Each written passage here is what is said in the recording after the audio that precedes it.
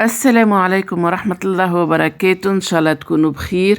اليوم كيما تشوفوا جيتكم بروسيت متاع الجنواز، وما فما برشا روسيتات الجنواز الحقيقة ناجحين، هما أغلبهم 90% منهم ناجحين، لكن أنا جيتكم بوحدة ديما نستعملها وخفيفة، وصدقوني وديتكم بيها الجنواز هذية، وديتكم بيها وكي تجربوها تفكروني بدعوة خير إن شاء الله.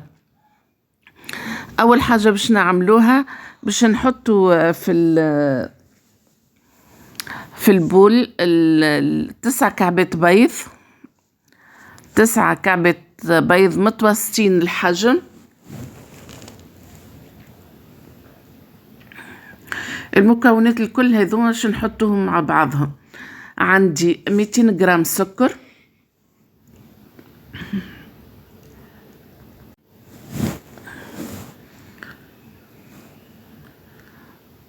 ولهنا حطينا 170 جرام فارينة. كما قلت لكم باش نحطوا المكونات مع بعضهم. الفارينة رانا غربلناها. عندي 30 جرام كاكاو زادا كيف كيف نغربلوهم الكلهم.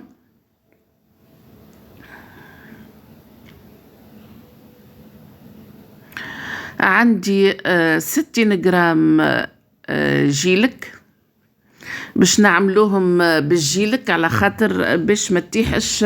اللي يخاف من الجنواز اللي يطيح لها البيض يستعمل الجيلك. والكمية كبيرة أكيد باش نطيبوها على مرتين في 2 بلاتو، دونك باش ما يطيحلناش البيض. هذاك علاش نستعملوا الجيلك. عندي لهنا 70 جرام ماء، 70 مليلتر ماء. بعد ما نعملوا الخليط هذاك الكله نحطوه في الاخر.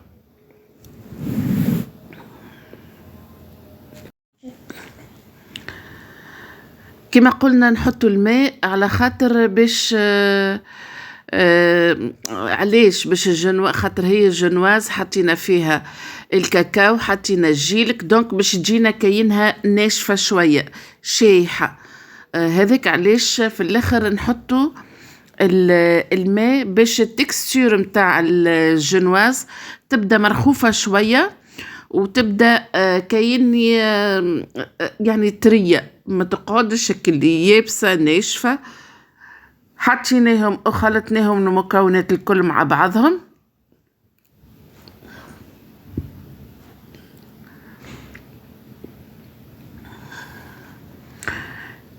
على أقصى سرعة نحطوا الجنواز متاعنا تدور للي يتضاعف الحجم متاعها.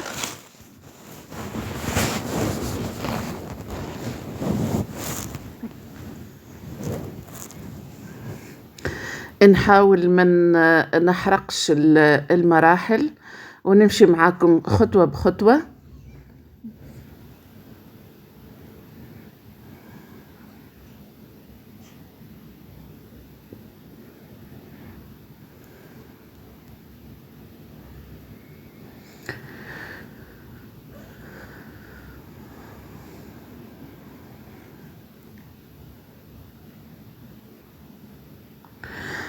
تقعد تدور ما يقارب 6 دقائق هكاكا، ووقتها نجموا نوقفوا عليها لهنا باش شوفوا الكريم كيفاش هابطة،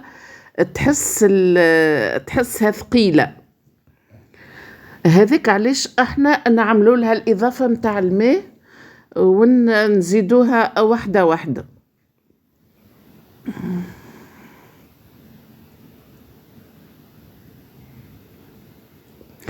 كما قلت لكم سابقا الماء يخلي الجنواز تكون خفيفة طرية، ما تجيش شايحة. دونك المكونات اللي عنا 9 كعبات بيض، 200 جرام سكر، 170 جرام فارينة، 30 جرام كاكاو، و60 جرام جيلك، وعنا في الاخر بالكل 70 جرام ماء. دونك هذه هي المكونات اللي استعملناها جربوها وما تندموش، صدقوني من اروع لي جنواز اللي انا نخدم بيهم.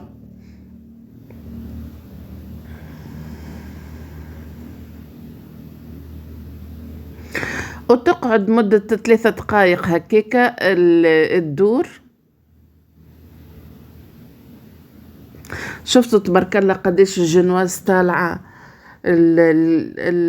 الخليط طالع بالكدا هكا، للي مخدومة بالكدا، للي يعني تعمل نجمو نعملوا بها ويت الحرف هذاك الرقم. الكمية هذه متاع طبق 60/40. دونك انا باش نستعمل الطبق 40/40، وباش نستعمل الطبق 30/30.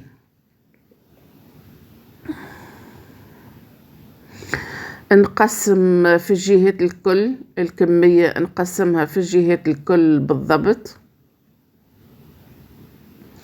يعني مش جهة عالية أو جهة واطية. إذا عندكم أطبقة متاع لي جاتو هاكم اخدموا فيهم لي جنواز عادي. اللي ما عندوش كيفي يخدم في الطبق، في أي طبق يعني ينجم يخدم، المهم يوزع الكمية متساوية.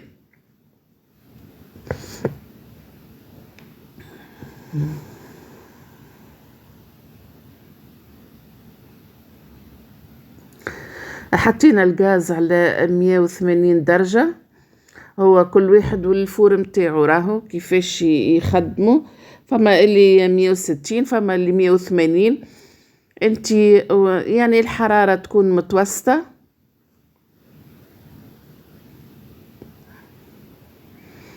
يقعد ما يقارب 10 و12 دقيقة في الفور. ولهنا باش نكمل دوزيام كونتيتي في الطبق، الكمية الثانية اللي في الطبق نكملها. انا قبيلي قلت طبق 30/30، لا طبق 35/35.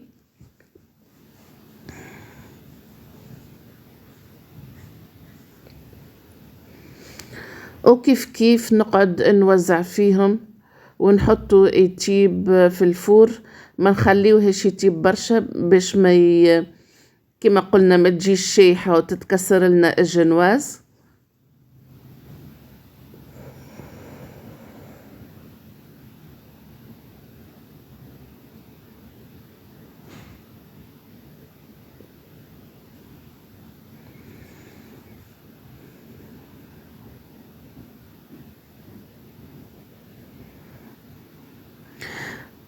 هذاك علاش نعملو جيلك، خاطر اخزر حتى كي تقعد وتتعطل فيها، يعني انا جوست نطيب في الاخرى وبعد قاعدة نحضر في هذه، يعني فما وقت اقل شيء 4 ساعة. هذاك علاش نستعملو الجيلك باش ما تيحلناش الكريم يعني متاعنا باش ما تيحش.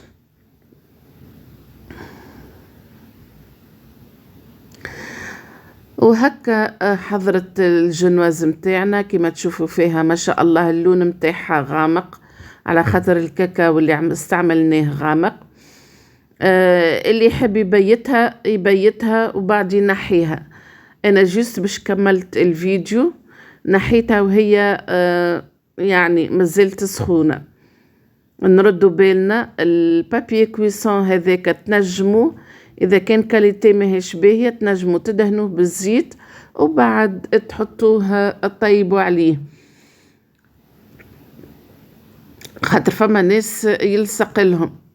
وانا تصير لي يعني مرة نلقى الكاليتي، ديما نجرب الكعبة الاولى كي نلقى الكاليتي سافا با نولي نعمل بالزيت.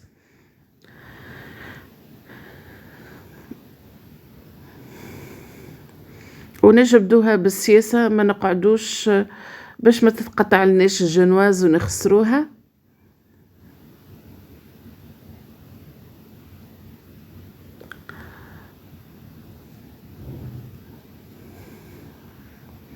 وهذه الجنواز متاعنا. ما بقى لي كان باش نقول لكم استودعكم الله الذي لا تضيع ودائعه. نلتقي في فيديو آخر إن شاء الله، وإلى اللقاء. دمتم بخير.